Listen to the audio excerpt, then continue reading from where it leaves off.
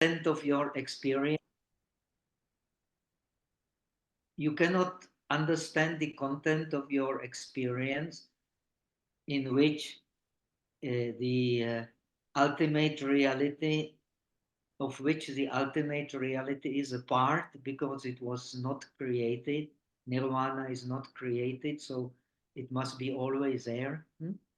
But from the point of view of the early Buddhism, you ignore completely nirvana and you cannot understand nirvana unless you go through these in Visuddhimagga 16 stages of Vipassana, and then you can actually directly experience the real content of your experience, which in which nirvana also is a part of that experience.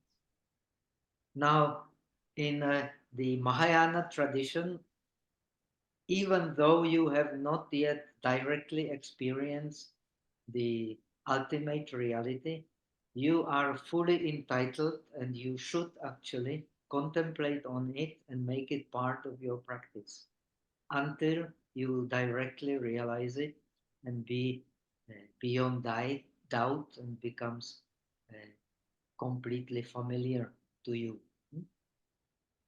So, in the Theravada tradition, you will become completely familiar with the ultimate reality only when you become an arhat. But in this tradition, you can always contemplate that this ultimate reality is the inseparable from your worldly experience. This is very useful, no doubt, but it is not part of the so-called the Pali or early Buddhist, if we can speak of early Buddhist, it is very doubtful, tradition. So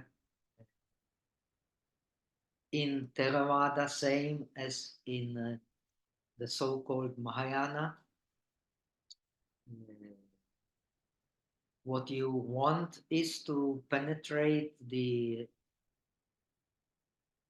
dependent origination, which is the fact and which is the content of your experience and which is selfless.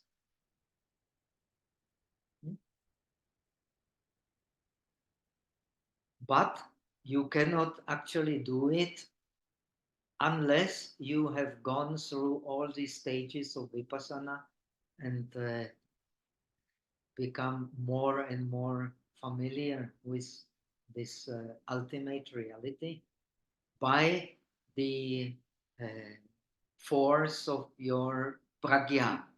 And pragya in Theravada, in Sarvastivada, in Abhidharma Kosha also means dharma pravichaya. It means the uh, analytical differentiation of the dharmas, which are the content of your experience.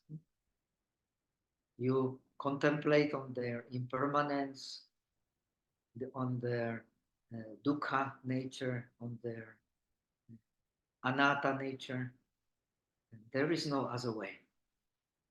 For the Mahayana tradition, this selflessness, which they believe to be emptiness, which they believe to be uh, the true meaning of selflessness is non-duality. In the Mahayana, the true meaning of selflessness is non-duality. And the non-duality is a fact. You are always, you cannot leave the fact. It is always here, moment by moment. And this treatise we are discussing now is possibly the best philosophical explanation of this fact that whether you like it or not. This non-dual nature of our experience is always with us. We cannot leave it. Only we have to practice uh, the samadhi of one samskar, of one moment. Hmm? This is also actually Zen. Hmm? Zen is the practice of samadhi of one moment.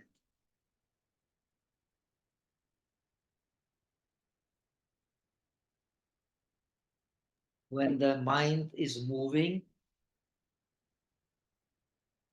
it is this moving is actually not real. You cannot grasp it. You cannot really attain it. You only can use some skillful means to understand it.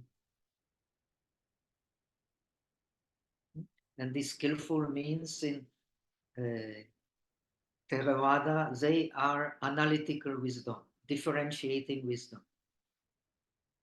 The differentiating wisdom is very necessary, but it becomes secondary to the non-differentiating wisdom. Non-differentiating wisdom is most important.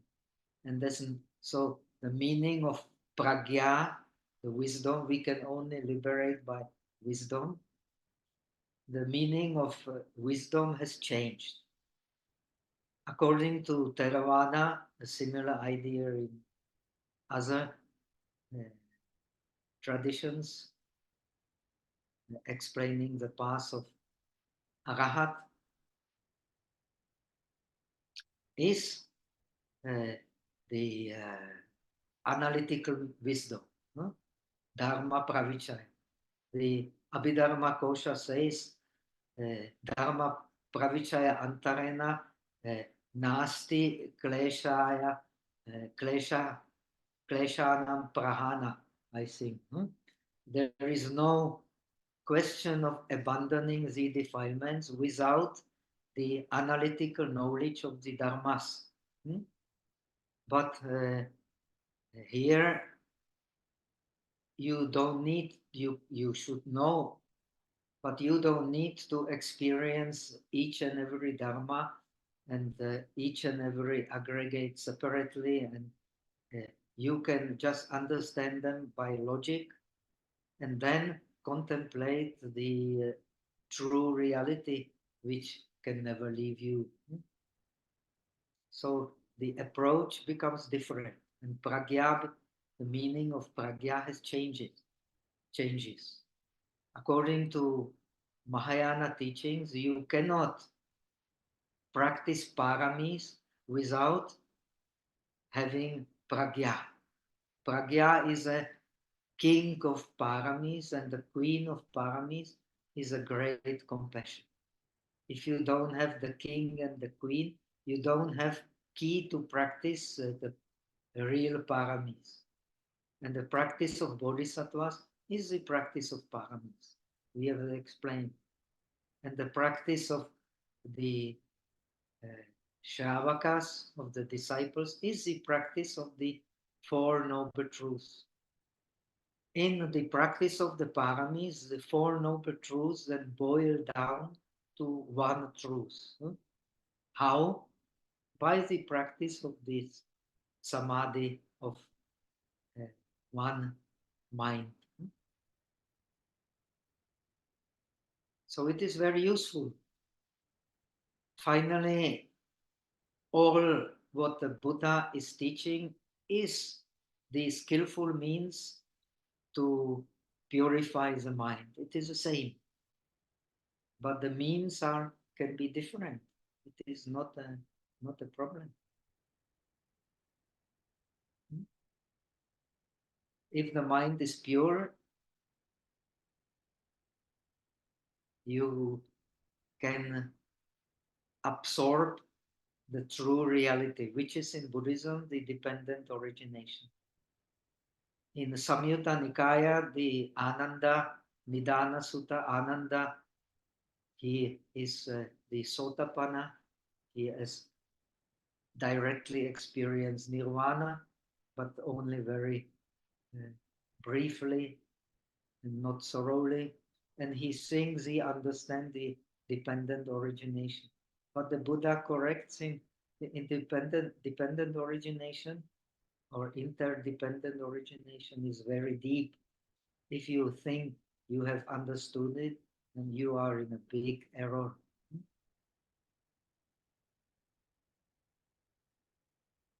So the ultimate understanding of the dependent origination in the Mahayana tradition is non-dualistic.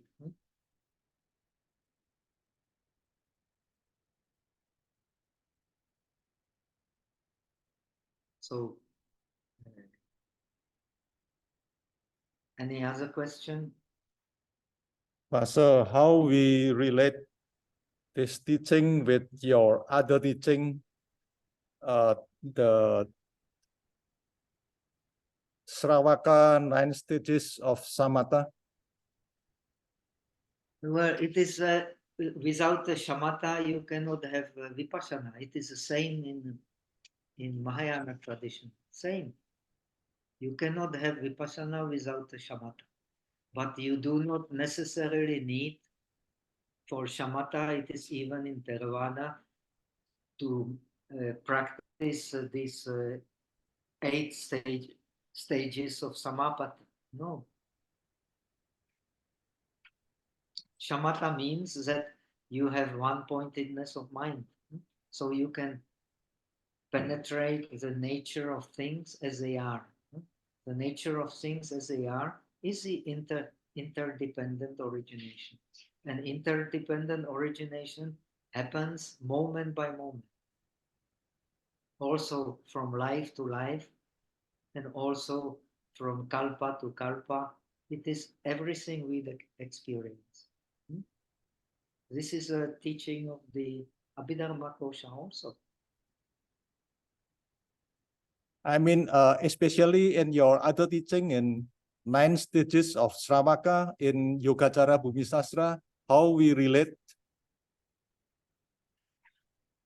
Yeah, you always relate to the mind being the source of impermanence. This is the Alaya tradition. This is the Sandhi Nirmochana Sutra tradition, Yogacara Bhumi Shastra tradition.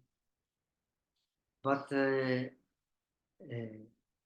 mind in this tradition is also, in other tradition, is also something you cannot grasp. The mind is there, no doubt, but when you grasp it, where is it?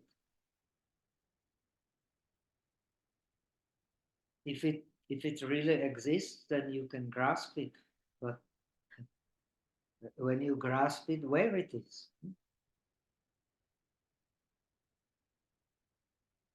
We cannot place the mind. We cannot place it in the eye. We cannot place it in the heart. We cannot place it anywhere. It is of non-dual nature. Being of non-dual nature, we cannot say, using the Nagarjuna's logic, which is saying for all Mahayana, it is neither exists nor not exists, nor neither nor exist and not exist at the same time, nor neither exist nor non-exist. So if you take the four possibilities, it is not there, then where it is? All these possibilities, they are logically not possible. So the real mind is no mind. But it does not mean that it exists or that it does not exist. But mostly the traditions, this Alaya tradition explains the nirvana as a mind, but this is not the Buddhist tradition. In the sutras, you will never find explanation of nirvana as a mind. You will never find it. So the Madhyamika is right to point out that this alaya is also only skillful means. You cannot say that it really exists.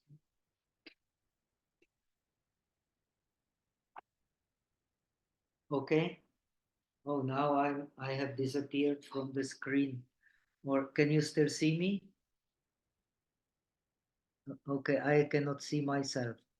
So, oh, now I can see myself. Not that I'm smart, but I will have doubt that I have disappeared from your side. Okay. So shall we go to the text or any other? This is very important questions. Hmm? Please, if you have any doubt or any need for clarification, you should give me a challenge. Don't. I am not a Buddha. I only share what I have studied and what I have experienced myself as being very advantageous for my practice. So don't take take it as a challenge.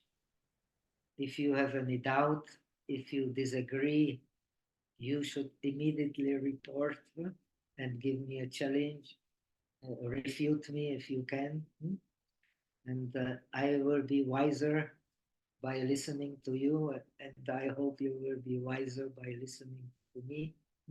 So this is the real collaboration. Okay. So I myself, I was trained, as you may know, I was the Theravada monk for a long time. And I got my training mostly in Theravada. But because of my uh, Chinese and Sanskrit background, I was reading the Mahayana literature and I found it very useful. But my teacher, Venerable Paok Sayadaw, when I was in Burma, he thinks that it is I should not read it, and it is not it is not this was later added by some very intelligent monks, but that it is not the real original teaching. So I have to disagree with that. No other way. So fortunately, I met some good Mahayana teachers as Master Shen Yen and as some Tibetan teachers, Penno Rinpoche. So I tried to clarify and I found their explanation very satisfactory. It makes sense. The deepest understanding of dependent origination is a non-dualistic.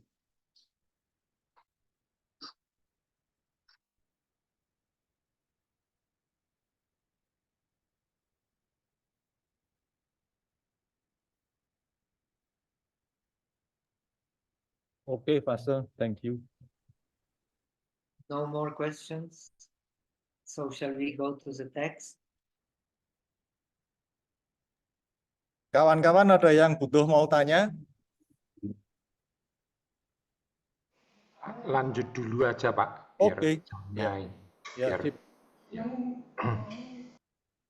Okay, we can go to the text. Yes, Pastor, thank you very much. Okay, so always we shall start with the questions. If there are anything that you feel not clear or you don't accept it, so please let me know. And the text says, so we have already explained the second part, establishing the meaning.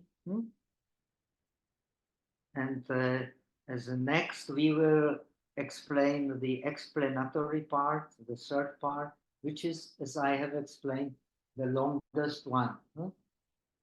Let me fix the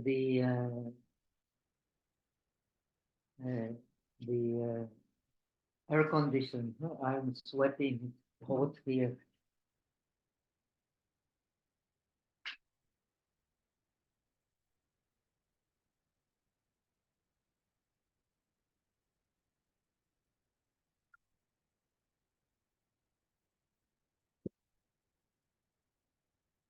Gutman Purana.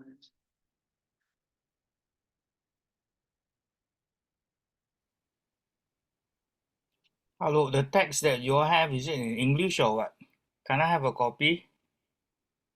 So now we are explaining the explanatory part, which is which has 3 sections. Huh? So the first section is revealing the true meaning. The second section is antidote to the evil clinging, and the third part is analysis of the stages of the practice.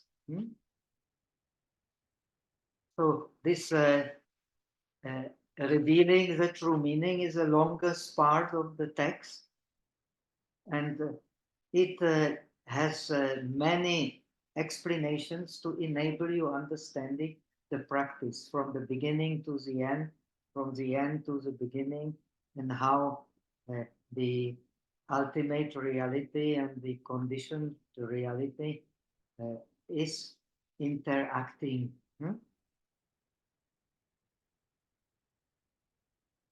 And he explains this revealing the true meaning means that based on one dharma, the mind dharma, the chitta dharma, they are 2 paryayas, they are 2 methods. The man means a method, the man means the practice also.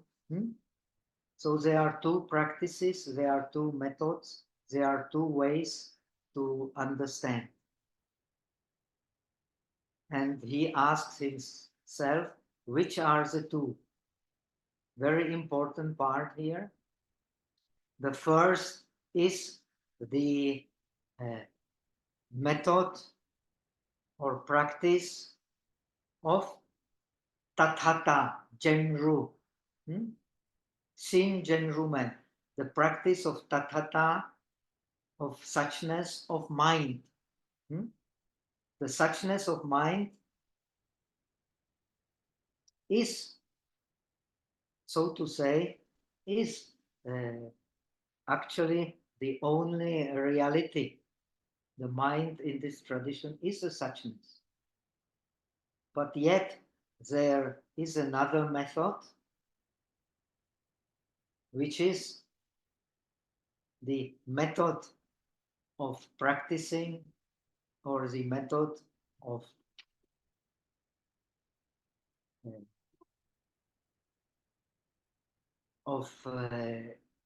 understanding the impermanent mind, the samsaric mind. So you have 2 methods of practice, understanding or practicing the mind as suchness, the mind as dharma of suchness, and the impermanent mind, the samsaric mind. These are the 2 methods, the 2 ways of practice. In order to understand this one mind. This treatise, as we have seen, says in the beginning that the Dharma means the mind of sentient beings. This mind of sentient beings is one mind. We are innumerable sentient beings. We cannot count how many sentient beings are there. As we have seen, the sentient beings give meaning. Without the sentient beings, we are sentient beings, because we have mind. Because we have mind, we give meaning to the world, to the cosmos. So in this sense, because we have mind, we can give meaning to our experience of the world, of the cosmos, of the surrounding in which we live. This mind, which gives meaning to our experience, to understand it, there are two ways or two methods or two systems. The method of observing the mind as suchness and the method of observing the impermanent mind. Okay? Now, very important part, these two ways, two paryayas, two men, two methods, they each separately, Jie, Ke, Zong, She, they each separately contain or include all dharmas. We have learned that the dharma is the mind of sentient beings. When two methods, each one by one, they include all dharmas. That means all minds.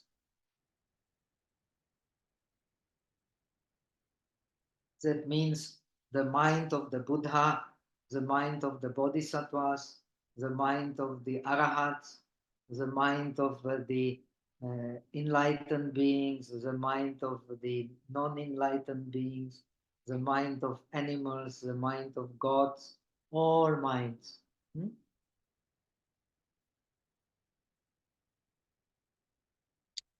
Now, what does this mean?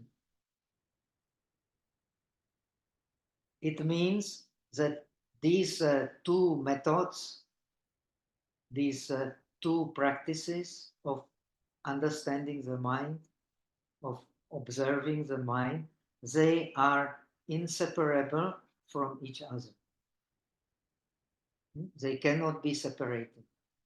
So you cannot separate the impermanent mind from the mind of suchness, which is always there.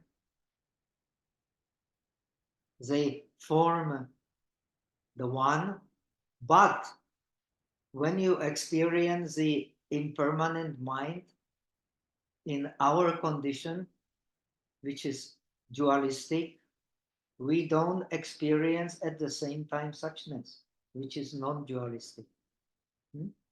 So our condition is we don't experience the thinking, we become part of impermanence when we think. When we don't think, we cannot observe impermanence. You have to think to observe impermanence.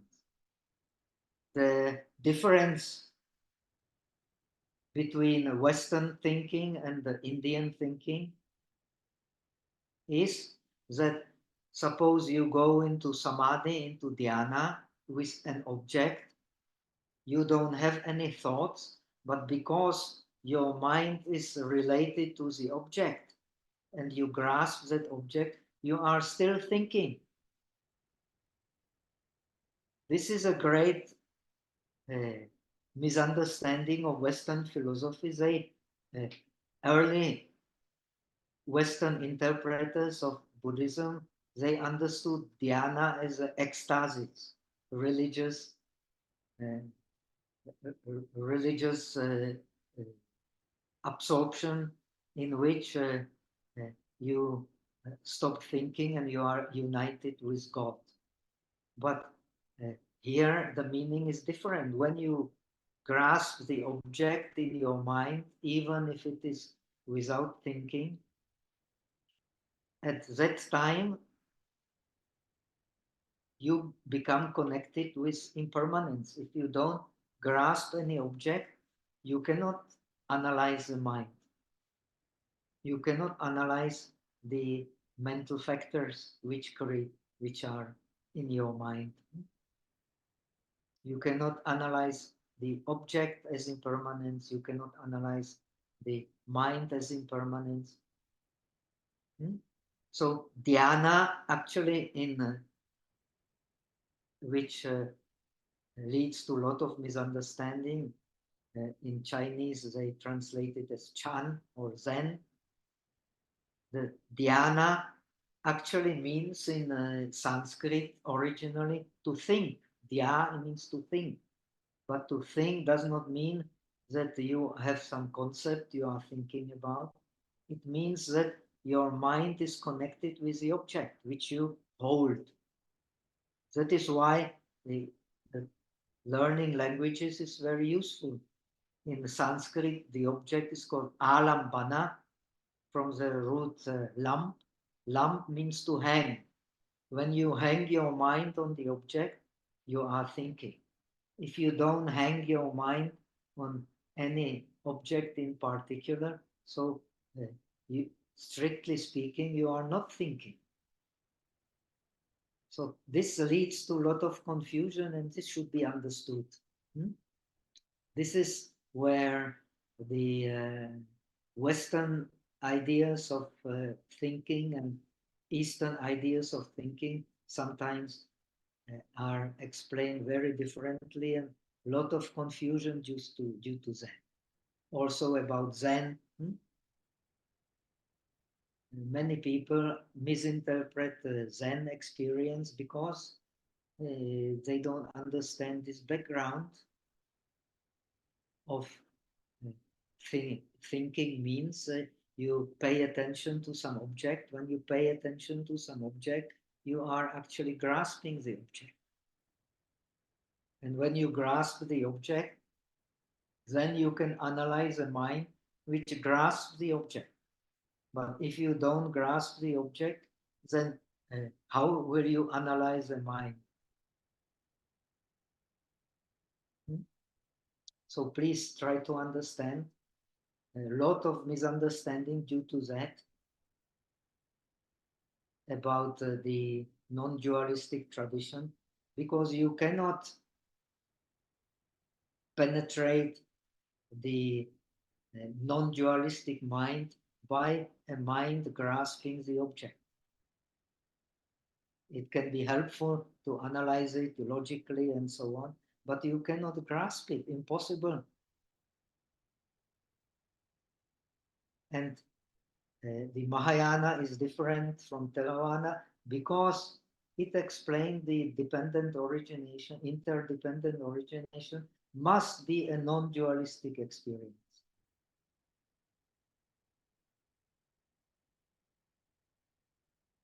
So these are very important things which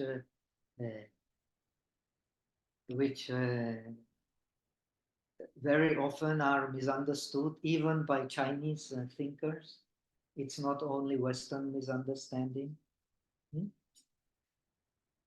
So that's why you have two methods of understanding the mind, which is a dharma and which is non-dualistic, the method of impermanence and the method of suchness, which cannot be impermanent.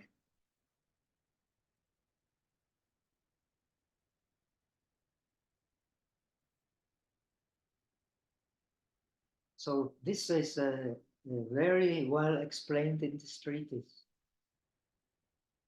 And we will come to it. And it is not exactly in core the same idea as the explained in the Yogacara Bhumi Shastra and so on, but it is a very important method of practice. And it is very important for understanding most of the Chinese traditions, Tiantai, Huai, and Chan, and also Tibetan traditions.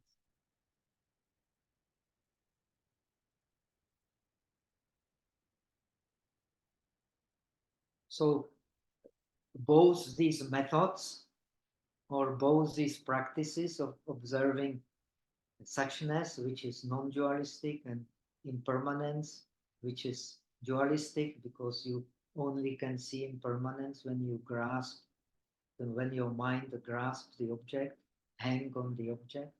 Of both these methods, each explain the whole of our experience, and they cannot be separated. This is a unique approach and very wonderful philosophical explanation of the non-dualistic tradition.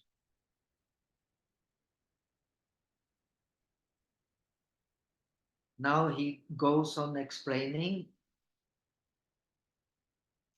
the mind as a suchness, Xin Zhen Ru Zhi,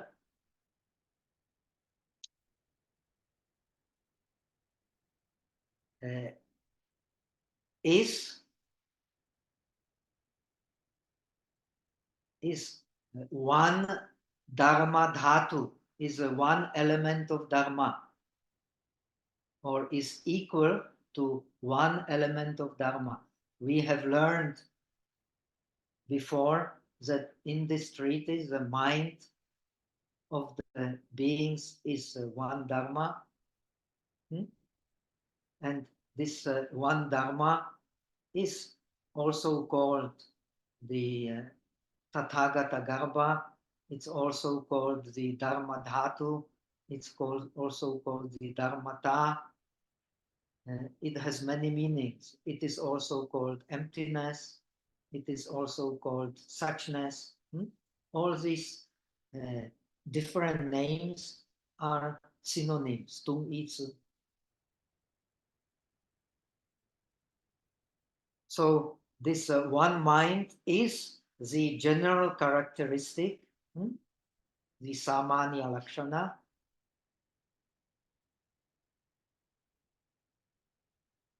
which is the essence of the practice of Dharma. Very wonderful. Farm and tea. That is to say,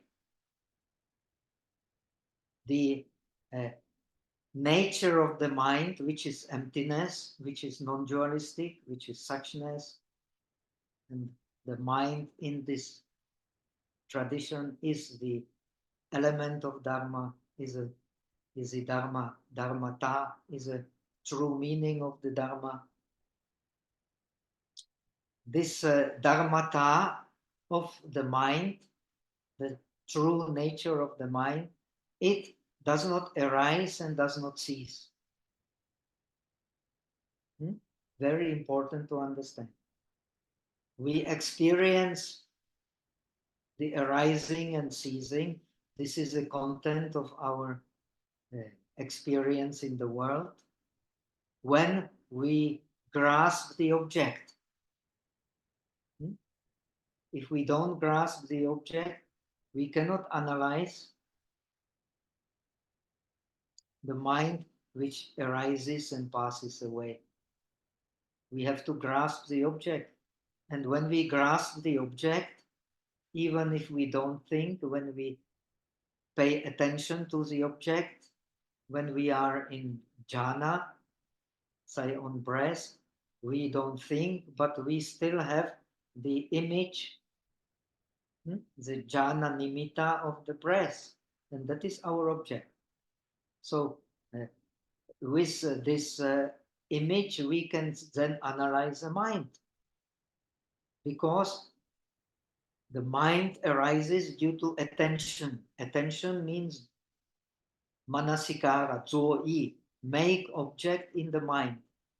When you make object in the mind, then you pay attention to the object and you can analyze the object. Then your mind is impermanent.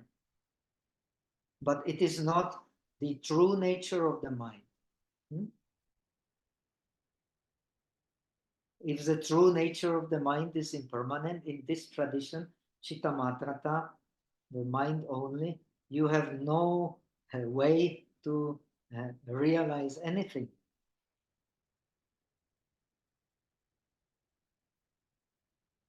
Because you penetrate something beyond the impermanence, you can then realize bodhi. Unless you have direct understanding, insight into that which is beyond impermanence, you cannot realize bodhi. Impossible. You cannot realize what we may call enlightenment. But bodhi means actually awakening. But it also means enlightenment. Both meanings are there. Because the true light of our mind is wisdom. All the other lights, they are only skillful means to understand the true light, which is wisdom.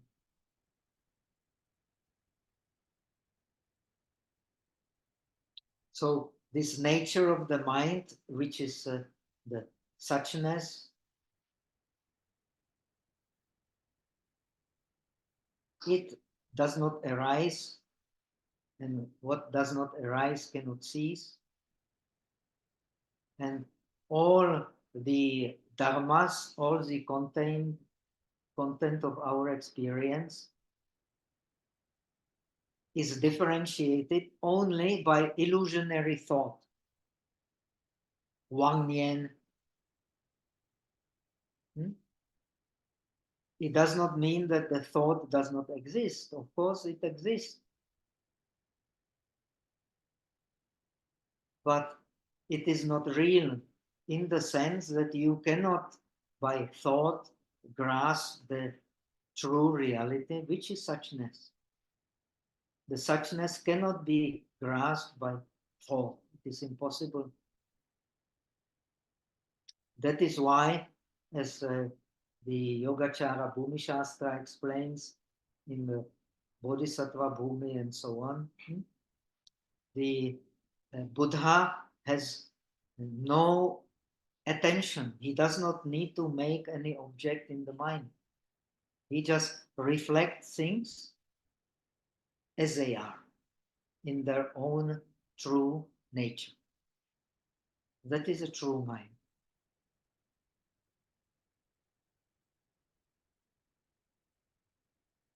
So this is very significant.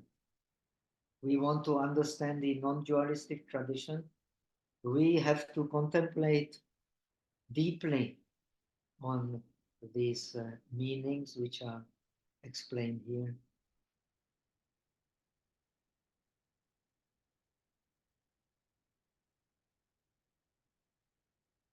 So all the differentiations, true differentiations, the wrong differentiations, all the differentiations, no matter whether true or whether wrong, they are based on thinking which is illusionary from the point of view of non-dualistic understanding. When we have thought, we already in a dualistic thinking. So this is something which is very familiar to the Chinese who have a background in Chinese philosophy. It is very similar to Taoism, but not quite the same. Not quite the same. We will go to it later. But it is very similar. The reality that we can grasp, whether we call it impermanent mind or we call it qi, which is yin and yang. That reality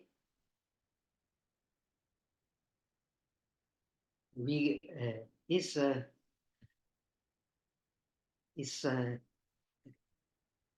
comes from the reality which is ungraspable, which is wuji, which is we cannot gauge by thinking, by names, by concepts. Impossible.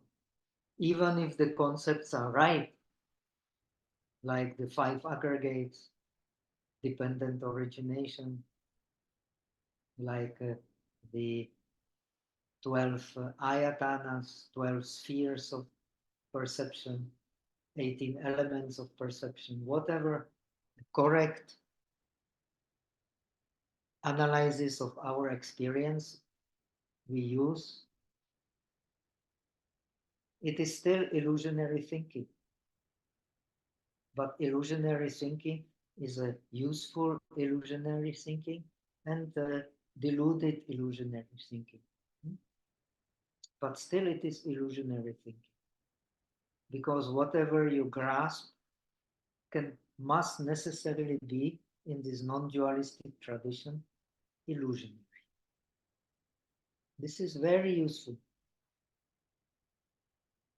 So this leads us to the non-dualistic samadhi, which is praised in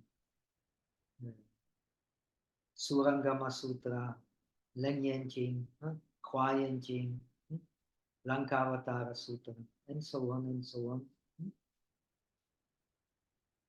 So we get some more clear understanding of this whole concept, non-dualistic meditation. We cannot get into it only by concepts, but they are very useful. You need a finger to see the moon, but if you grasp the moon by the finger, then you it is illusionary thought. So this is very important word in Zen tradition, Wang Nian also in Tiantai tradition, also in Huayan tradition. Wang Nian, illusionary thought. When you go to Japan, I have been trained a little bit in Zen in Japan, just only 1 year. So first thing you learn is Makumozo. Makumozo is don't engage in illusionary thinking.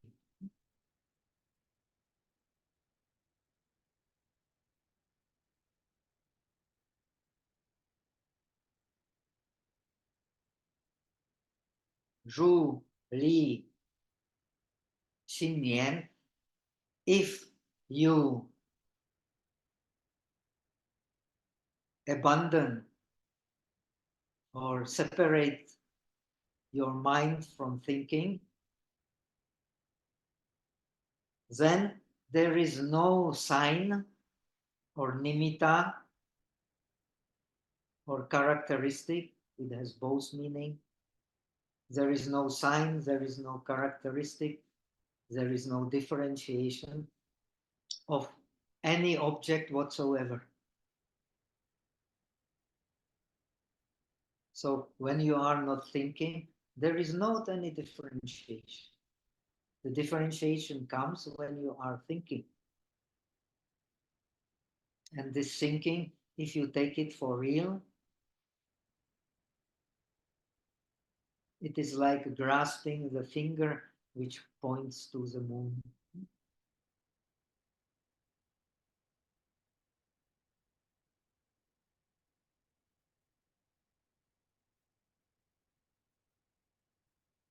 Therefore, all dharmas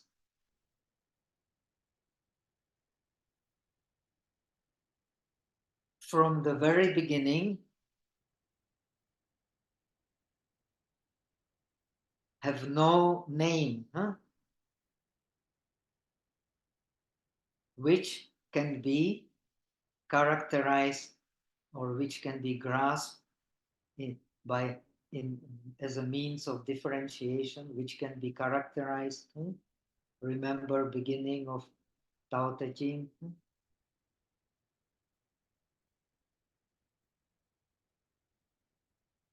Tao Ke Tao Fei Chang Tao. The Tao which can be explained as Tao is not the eternal Tao. A very similar idea.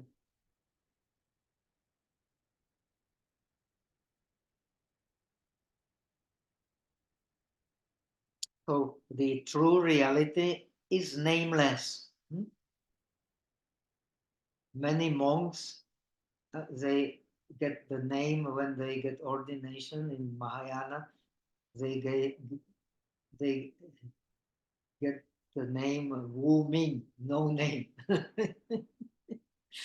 You become, when you are ordained, you become a person of no name.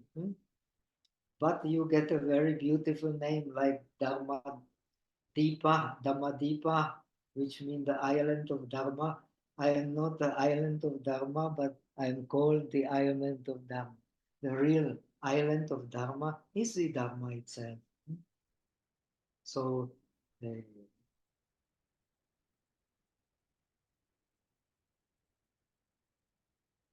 so all the Dharmas,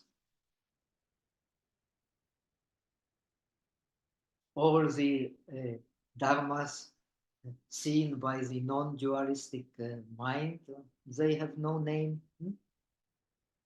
Now, when you do not think, you still see the things, but they have no name. When you start paying attention to them, then you name them. But then it is already an impermanent mind.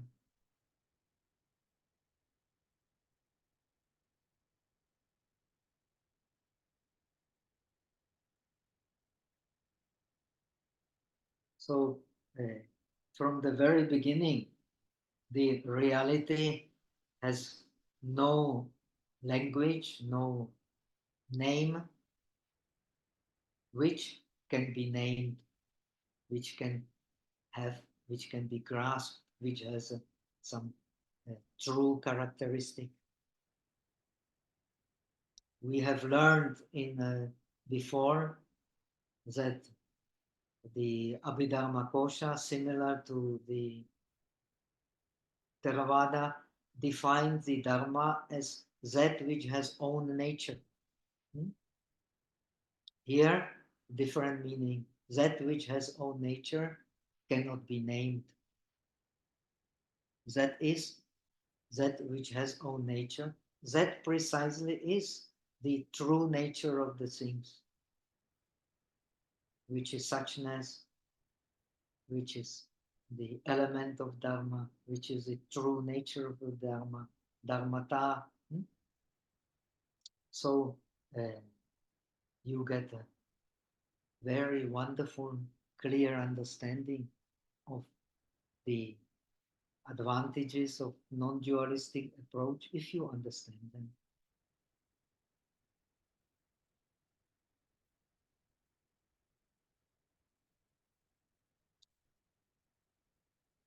So they have no, from the very beginning, all the dharmas, they cannot be spoken about in terms of characteristic, true characteristic, lasting characteristics. They cannot, they have no name, they have no syllables. So we can translate as syllables. They have no names, they have no syllables, which are the base for the names. Unless we have some syllables, we have no name.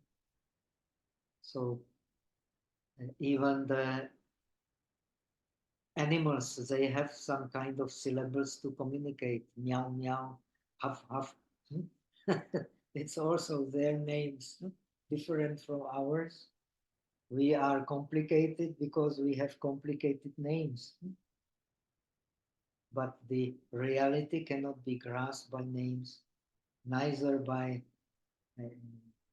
meow meow, no by huff huff, no by any singing of the bird, but yet it is inseparable from the ultimate reality.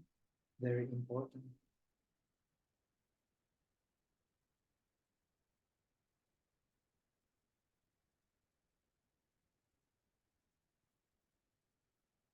It also the true mind, the mind as a suchness, it has no objective characteristic.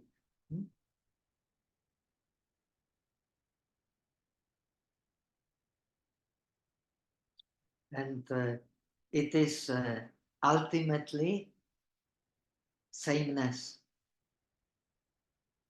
It is ultimately based on non-differentiation.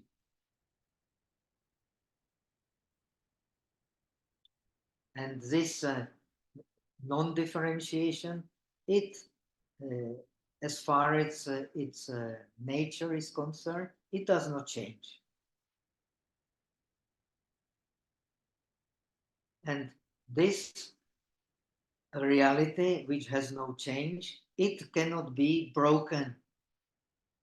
We have learned in Abhidharma Kosha, the true nature, own nature of reality is that which cannot be broken, neither by logic nor by hammer, by fist, or by any other means, even by the most modern means, by magnet or radiation. It is a reality which simply cannot be broken. This reality of the suchness, which does not arise and does not cease, whatever logic you use, you cannot deny its existence.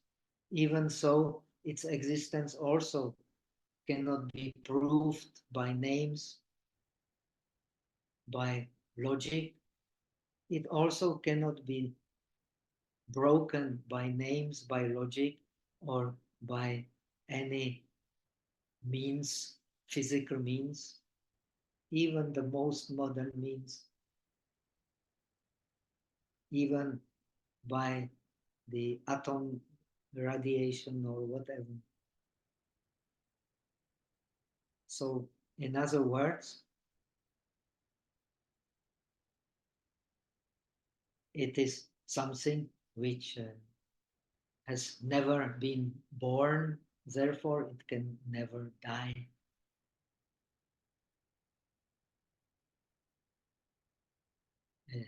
It is only one mind. That reality in which you don't need to think, but you need a direct insight, non-dualistic insight. This reality is one mind. In that reality, when you don't think, you are connected with a non-dualistic mind, which is a one mind.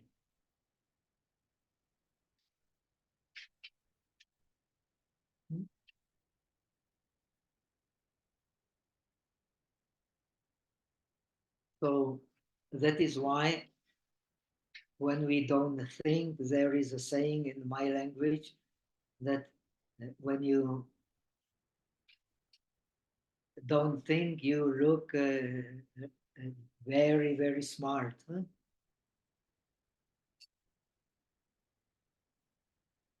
So there is a catch word in our language in Czech. If you you say, "Do you think so?" If you say yes, then you say, "But this thinking is wrong." If you say, then next time he asks you, you say, "I don't think." Then he say, "Of course you don't think. That's it looks like." So you have no. So whether you think, whether you don't think, you cannot grasp the reality. That is a catchword in my language, huh? So this is also funnily the meaning here. You think or you don't think because you don't want to think, that it is still thinking. If you don't think because you don't want to think, it is still thinking. As an object, you have the non-thinking there. So you are lost. If you think wrongly. If you don't think, you also think wrongly. So we have to learn to think without grasping the object. This is the whole practice here. So whether you think or you don't think, the same practice, don't grasp the object. That is the samadhi of, as we will learn, of one samskara, of one mind, which you practice moment by moment. Thinking by non-thinking, non-thinking by thinking. So this may look very non-logical, but it is also the subject matter of many, many of these koans, kung an, in Zen tradition. You have to learn, in order to understand it, we have to learn to think by non-thinking and to non-think by thinking. So this is a practice here.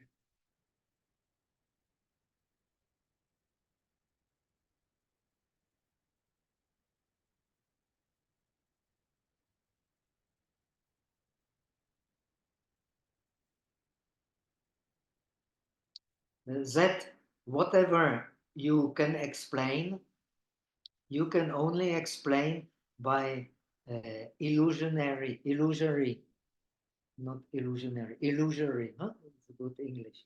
By illusory names, by illusory language,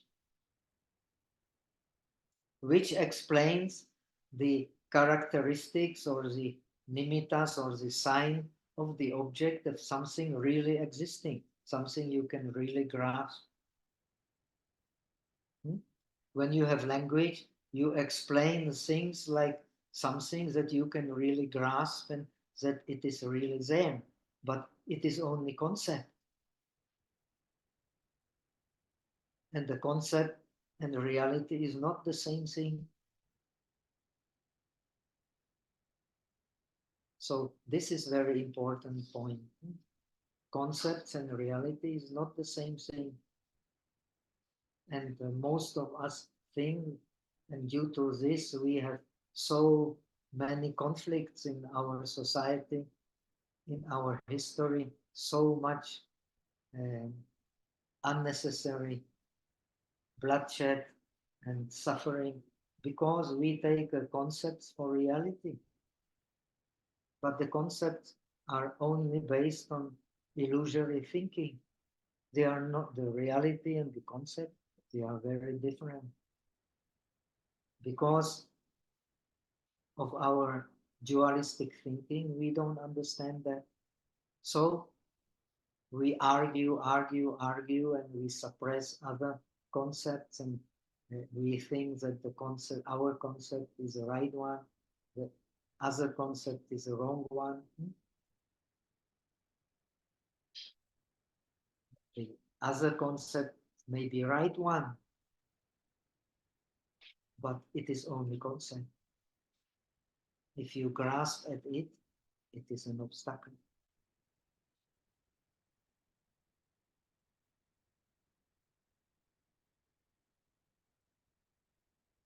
In the Western tradition, you have this one German philosopher, very important, Hegel, who thought that the real dialectic is the denying non-thought by non-thought. Very wonderful. That is a dialectic. That's how the mind evolves, by understanding your thought as wrong, and then you bring another thought which is better, and then you have to deny it in order to come to a better thought. But he did not understand that all this is still only thinking, but it is a very clever thinking. Indeed.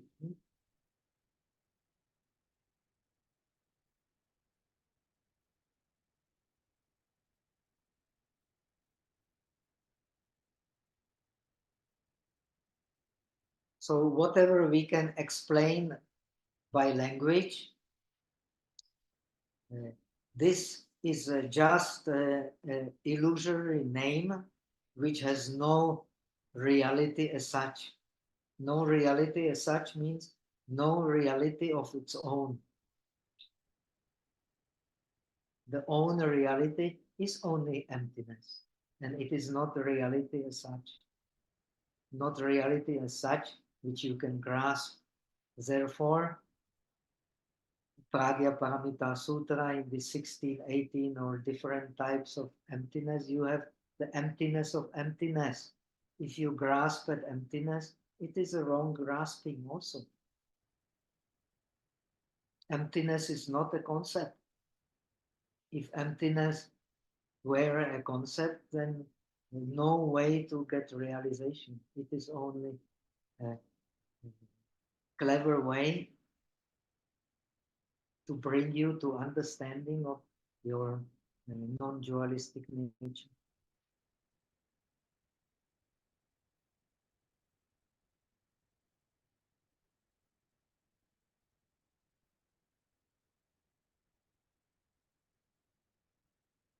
So by following the illusory thought, you cannot attain reality. It is impossible. You cannot attain reality by following the illusory thought. But following the illusory thought, as I have explained in regard to Hegel, it can bring you a better concept. And the better concept can bring you the better understanding. But still, even the best of all concepts should not be grasped, because it is empty of the own nature.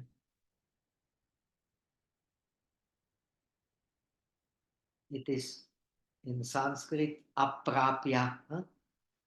The Pragya Paramita Hridaya Sutra, the Heart Sutra says the Bodhisattva, because he understands non-attainment, so he attains everything. This is what is explained here, more or less.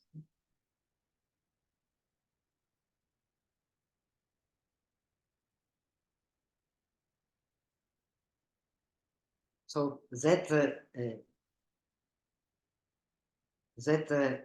true reality, which we call suchness, because we don't have any better name for non-dual reality. That suchness also does not have any real characteristics that you can grasp, any sign that you can grasp. This is the meaning of the Diamond Sutra.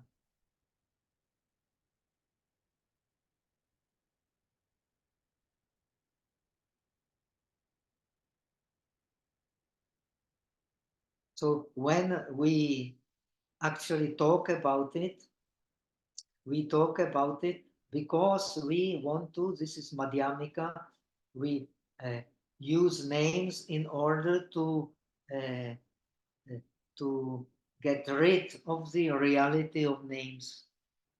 This is the Madhyamika teaching. We use logic to go beyond logic. We use names.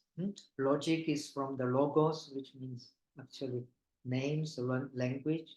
We use language to get rid of the logic based on language. Very wonderful.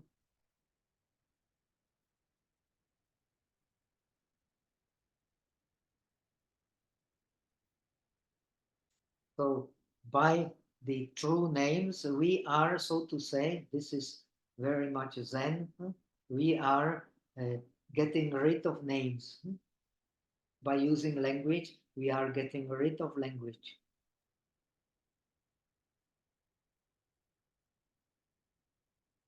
But this, the essence of the suchness, it cannot be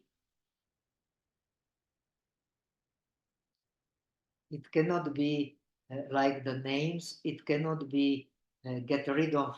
You cannot get rid of the names. You can get rid of, because when you explain that any name is not a reality that you can grasp, you can get rid of the names, but of the suchness you cannot get rid of. You cannot brush it away. You can brush away the names by Madhyamika logic, but you cannot brush away the reality which is non-dualistic and which is beyond names.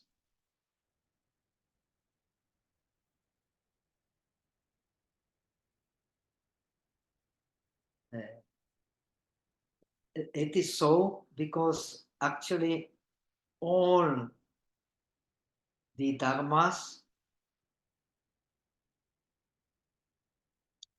are true in the non-dualistic sense.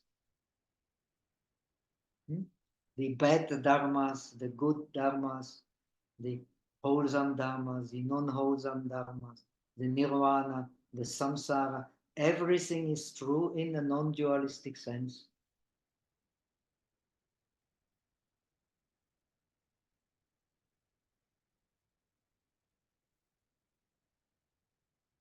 And that which is true, you cannot establish.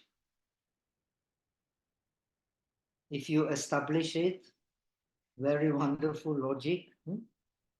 If you establish that which is true, then you deny the true, which is unreachable. So this is a wonderful philosophy, which is quite different from Western logic thinking. You have to make the ungraspable part of your reality to grasp the ungraspable. Sorry, I have to find me out 1 minute.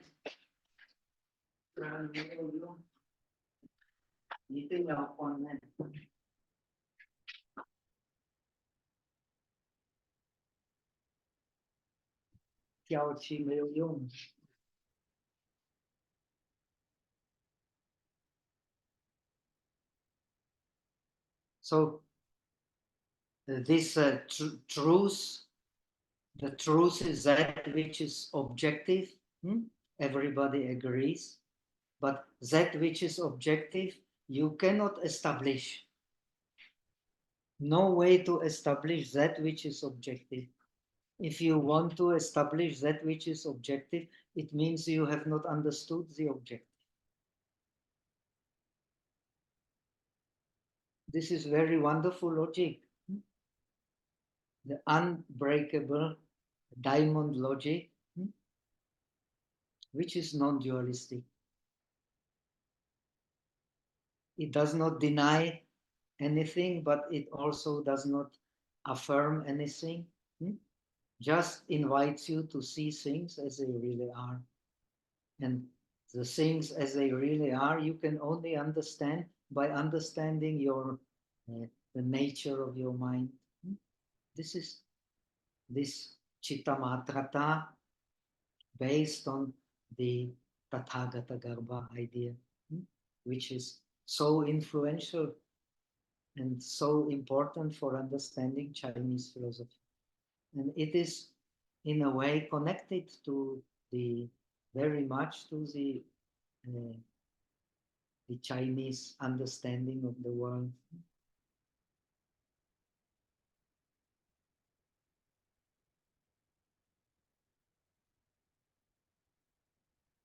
So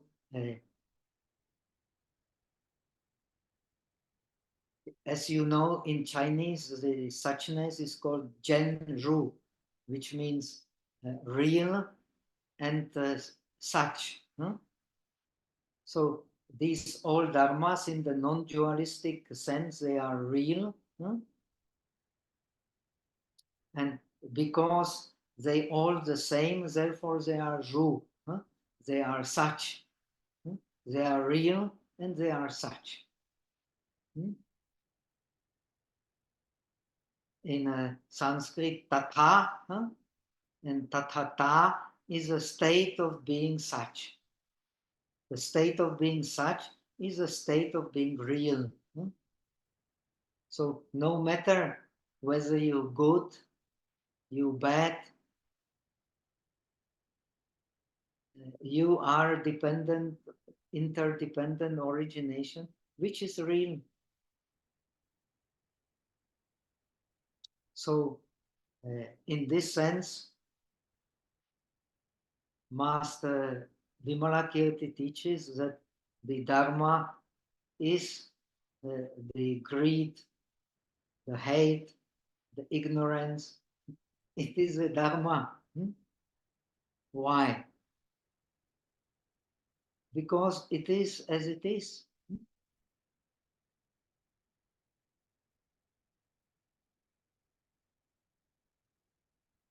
And all dharmas are what they are. When you perceive them as such, then you can correct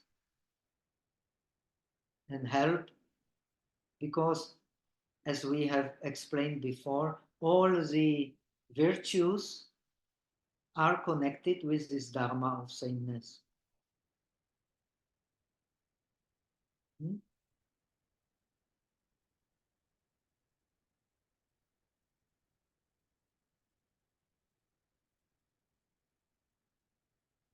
So we should know, and here it know means directly realize, that all dharmas, which are one mind, cannot be separated from the mind, because we can only understand the world and us by the mind. There is no other means of giving meaning to anything. So we should know that all the dharmas, which is the here nature of our mind, which is suchness, they cannot be spoken. They cannot be thought. Here, nian, very nice translation in Chinese. Nian means to think, but it also means to remember, to bring to mind. So they cannot be thought in the sense of brought to mind.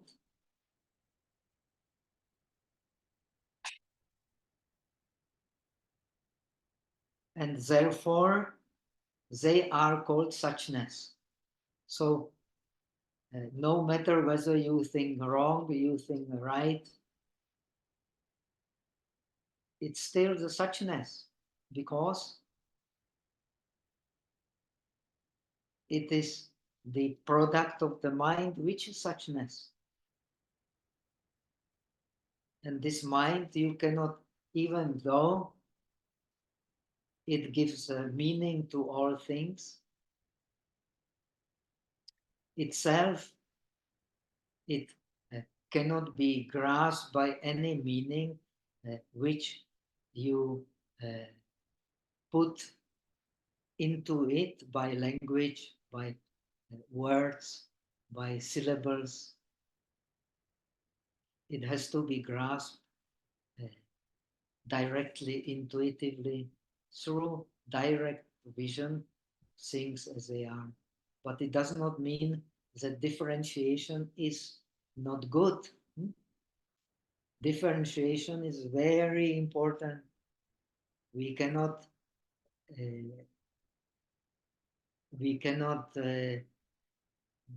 dispose of differentiation. We must use right differentiation. If we want to help beings, we can only help them by pointing out things by right differentiation. But this, if you grasp to the even to the right differentiation, then you are deprived of the true nature of your mind, which is non-dualistic.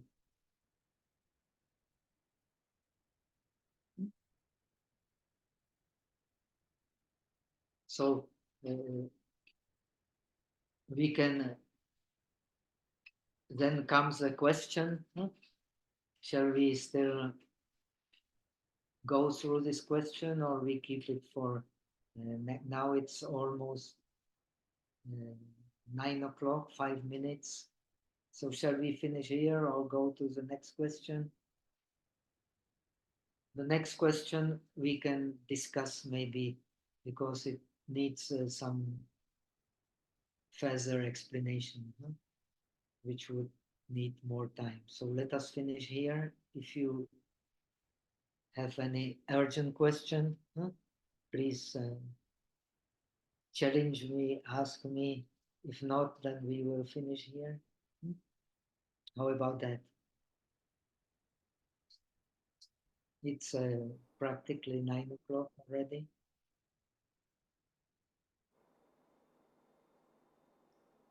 Pastor, we still have perhaps 5 minutes.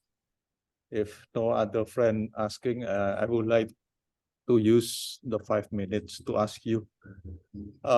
You said that differentiation is very useful. And then how we can know what is to what extent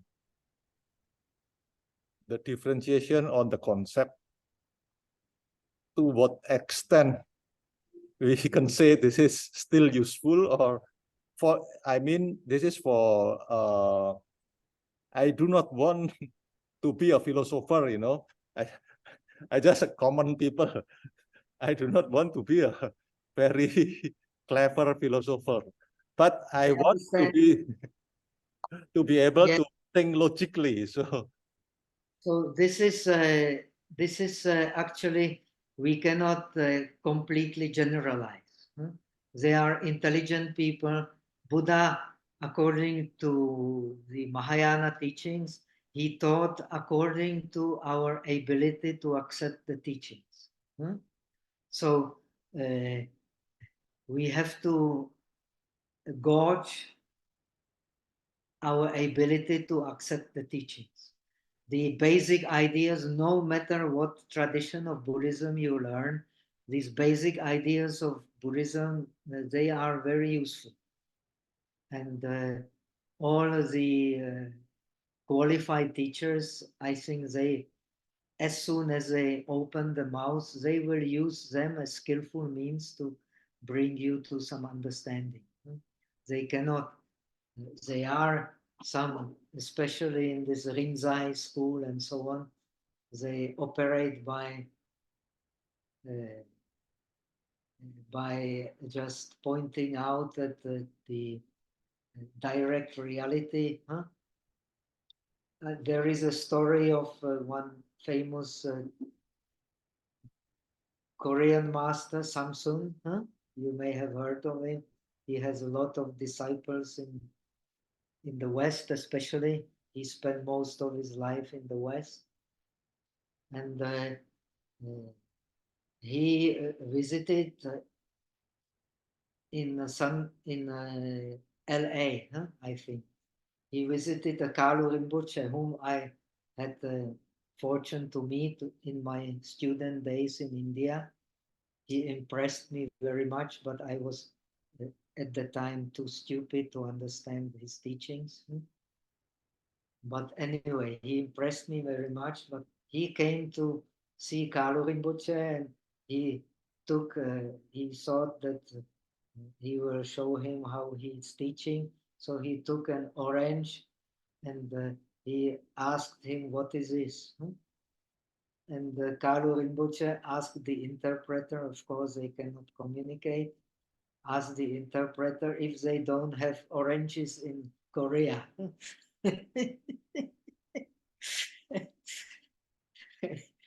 You see, you can be very, very smart to convey the teaching. And I told you how I myself, I was impressed by non-dualistic teaching. When I was in Taiwan, I came to Taiwan as a Theravada monk, uh, and I was in Taiwan, and I was teaching before was Fakushan was Institute of Chinese Buddhism, Zhonghua Foshui Yanjusu in Taipei, and Master Shen Yin came almost every second day or so when he had some lecture or when he wanted to visit the institute and discuss with the director and so on. So I was then used in Theravada tradition when we eat, we should eat in silence, and we should be very mindful at the ball and so on. I was full of these ideas, and I was sitting next to the history teacher who was very fat. Now I'm in Hong Kong, becoming more and more fat. The doctor says, in order to take this treatment, I should eat well, and so I am eating well every day, getting fatter and fatter. So that history teacher, he was sitting next to me, and he ate, and I was kind of looking at him astray, like, what an uncivilized person is he. Then opposite of me, Master Shenyan starts also.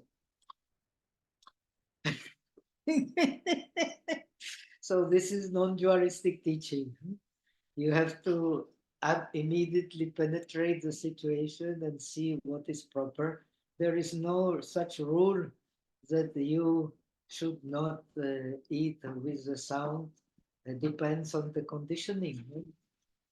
If you are training, all right, but if you're criticizing the history teacher, this is very wrong. So there is nothing, no truth to be established, even if it is very useful. It is still cannot be established. You have to have insight into the reality. So he does not need any words. And immediately I understand I'm doing something which is not proper. You don't need any words. So this is a non-dualistic teaching. You have to penetrate your situation non-dualistic, not by any fixed standard. It must be like this. So this is very useful, especially for the layman. When we don't live in the Sangha, we don't need to follow all these rules of the Sangha, what to eat, how to eat, how to dress or what to dress. And uh, it is complete nonsense to impose it on others. So this non-dualistic teaching is very, very useful. When I came to Europe to visit my parents after many, many years in Sri Lanka, taking this training as a monk and doing a Vinaya, I came back to meet my friends, and I met my colleagues from school, the female, and they jump at me. It is a custom in my country, kissing. Mwah, mwah. I start shaking. So problem is with me, not with them. So it is very important to see this advantage of the non-dualistic teaching. This training is very useful, but you cannot establish it as being a standard. We have to learn the real wisdom to react according to the situation.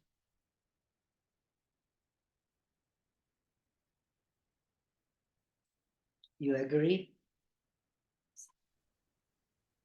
Agree, Pastor. Thank you very much. So I hope I gave you some concrete examples. You don't like just the logic. So if you're satisfied, we can transfer merit for the benefit of all sentient beings. And Thank you very much for your very nice story, Pastor. Make people not sleepy, Pastor. sentient being, it has its own language, own thought. You see, it has no convention which we have, but still it has conventions. Thank you, Pastor. So the cat helps me to manifest. Okay, so